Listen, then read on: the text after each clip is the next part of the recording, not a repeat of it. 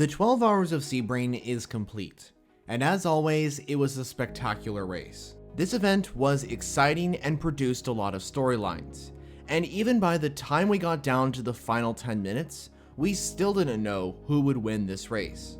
So for this video, I'll do a recap of what happened during the 2024 edition of the Mobil 1 12 Hours of Sebring.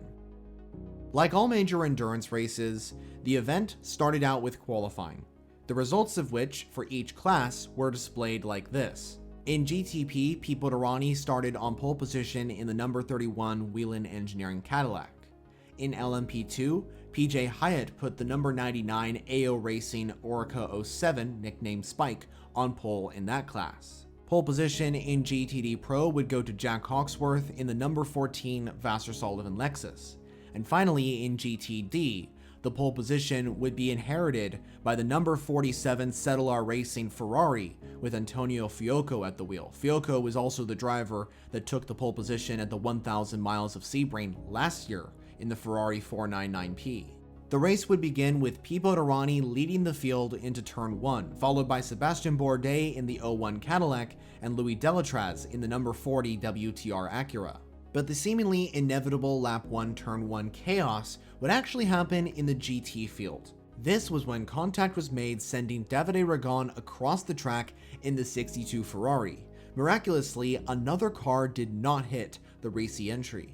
Because of the incident, the two McLarens made contact, giving each other damage. And the day for the number 9 Pfaff Motorsports McLaren just got worse, as later on the car would suffer a suspension problem. So the race continued to progress, with the Cadillac entries still out in front. Clearly, those V-Series Rs had a pace advantage. But the other manufacturers of Porsche, Acura, and BMW did show pace with their LMDH cars to challenge the Cadillac entries throughout the event. And this is also a good point to mention Lamborghini's debut in GTP. It was clear before the race even began that this would be a learning race for the SC63. Out of the 5 manufacturers in GTP, it was clear that the Italian manufacturer was the slowest. Although, like I said before, we knew that coming into this event. The thing that Iron Lynx and Lamborghini were focused on was making it to the end of the race with their LMDH race car. Later on, there was a spin at turn 1 for the number 88 AF Corsa LMP2 entry. This car just had a terrible weekend, unfortunately, and eventually had to retire due to a technical issue. Our first major crash of the day happened for the number 8 Tower Motorsports LMP2. Contact was made between the 023 Triarci Ferrari and this number 8 LMP2 entry, when driver Michael Dynan tried to go around the outside of the car, but unfortunately it didn't work out. The racing was back underway after the car was taken off track, and Dane Cameron in the number 7 Porsche Penske led the field away, but he was soon under pressure from Jack Aitken in the number 31 Cadillac. And even though Cameron tried his best to defend against those Cadillacs, it wouldn't be enough, as Jack Aitken eventually passed the number 7 driver and moved the Whelen Engineering Cadillac back in the lead. Although a caution was brought out again when 2 entries were stopped out on track at the exact same time. These were the number 80 Mercedes and the number 33 Ligier from Jean-Creech Motorsports. When the caution was over, it was Nick Yololi in the number 25 BMW that led the field away. But it wouldn't be for long, as Philippe Albuquerque made a courageous send to the inside in the number 10 Acura and took the lead for Wayne Taylor Racing.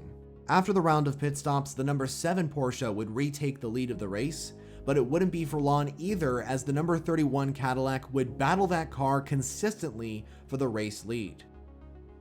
I also want to point out that our first retirement in GTP came from the number 85 JDC Miller Motorsports Porsche 963, because the car had a drivetrain issue. This was unfortunate because JDC Miller Motorsports was looking very quick and could potentially challenge for the overall podium. Back up at the front, Cadillac led from Porsche, as Pipo Derani built up a 12-second gap in the 31 Cadillac to the number 7 Porsche. At this point, things were going really well for Cadillac, until drama struck. The race-leading Cadillac had a massive crash when the car went into the wall and flipped upside down. The initial contact, which resulted in the Cadillac having this crazy accident, was caused between the number 31 Cadillac and a slower GT Ferrari. This was the number 21 AF Corsa entry.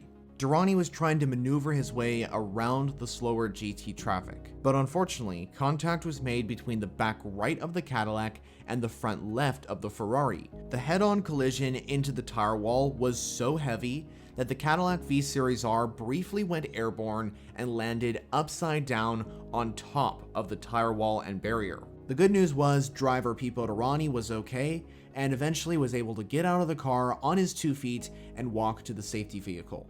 However, that race-leading number 31 Cadillac sustained massive damage and couldn't continue for the rest of the race. So, after the shakeup in the order and a few pit stops, the lead was left to BMW, as the number 25 M Hybrid V8 led the field to green once again.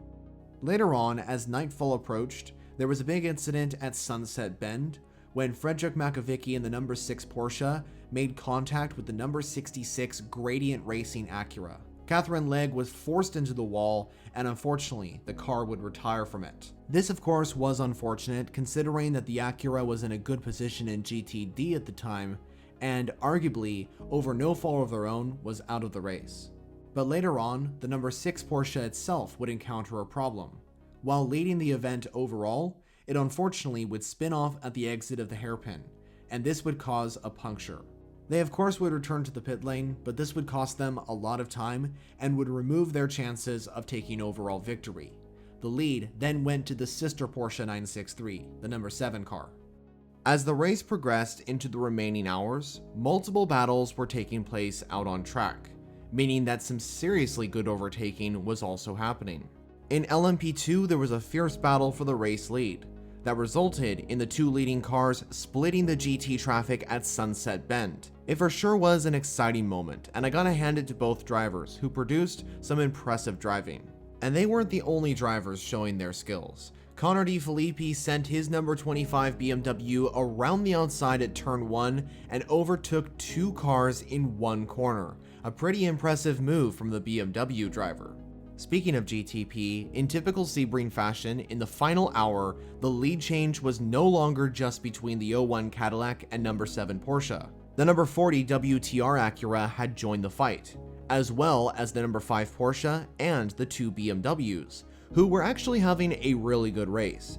In fact, out of all the GTP manufacturers, BMW was the best with avoiding major issues, such as reliability problems, crashes, or spins. Alas, while they seemed to be competitive, the leading BMW, the number 25 car, went off the track while battling the Mustang sampling Porsche. After that, BMW's chances of taking overall victory at Sebring for the 3rd time were dwindling fast. Speaking of Mustang sampling, the number 5 Proton competition Porsche was looking really quick in these final few moments of the race. On the final restart, Proton's driver Julian Anlauer went around the outside of the factory Porsche into the first turn, and then challenged the number 40 Acura for 2nd place. Ultimately though, there was no space for the 5 car to overtake the Acura, and it went off track. But if that Porsche would have stayed right behind the number 40 Acura, would we be looking at a different race winner considering the pace of that Proton Porsche? Meanwhile, the race lead in GTD Pro switched hands again when Jack Hawksworth made a courageous send to the inside of turn 1 on the racy Ferrari, making the move stick in the Vassar Sullivan Lexus. This was a spectacular move by the British driver, and ultimately it would decide who would win in the Pro category.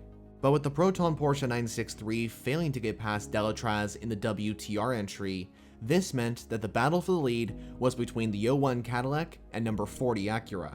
In the final 15 minutes, driver Louis Delatraz was hunting down Sebastien Bourdais in the race-leading Cadillac.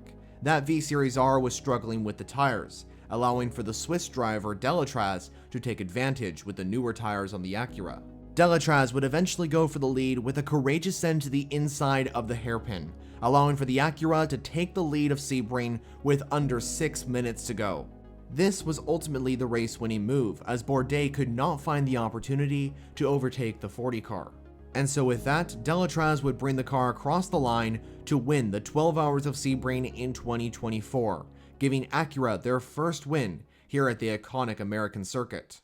The win would be secured by Louis Delatraz, Jordan Taylor, and Colton Herta, who would bring Wayne Taylor Racing to the top step of the IMSA podium for the first time since Road America in 2022. The win in LMP2 would once again go to Era Motorsports. This team is on unbelievable form as they have won the two biggest events in IMSA's 2024 season, the Rolex 24 and the 12 Hours of Sebring in this class. The GTD Pro win would go to Vassar Sullivan Lexus, and some could call this redemption to what happened to them at the Rolex 24 in January. Jack Hawksworth's send to the inside of Turn 1 may have been the defining moment in how Lexus won this event in the Pro category. Finally, in GTD, Windward Racing took victory with the Mercedes-AMG GT3. And not only did they take their second win of the season as they won the Rolex 24 in this category, but they also went from last to first in that class. Let's now quickly look at the championship standings heading out of Sebring. In GTP, after their results in Daytona and Sebring, the number 7 Porsche and number 40 Acura are tied on points with 706 each. Unsurprisingly, in LMP2, Era Motorsports are on top with their wins in both Daytona and Sebring. They have a healthy gap of points to the second place car, which is the number 74 Riley. In GTD Pro, the number 62 Risi Competizione Ferrari is at the top. They have been super consistent in these first two rounds. However, this is only a Michelin endurance round entry, so I expect them to move further down the championship considering they won't race in every event. Finally, in GTD, Windward Racing are at the top with their Mercedes, and that's simply because they've won both events in that category. So that was my race review of the Mobil 1 12 Hours of Sebring in 2024. As always, Sebring never disappoints. And now, the next race we're heading to is the Acura Grand Prix of Long Beach in April. Thanks for watching. If you like endurance racing and you haven't subscribed yet, I recommend that you do so considering I make content on this type of motorsport every week. And for more videos, click one of the suggested options on your screen. So for now, that's it from me. I'll see you all in the next video.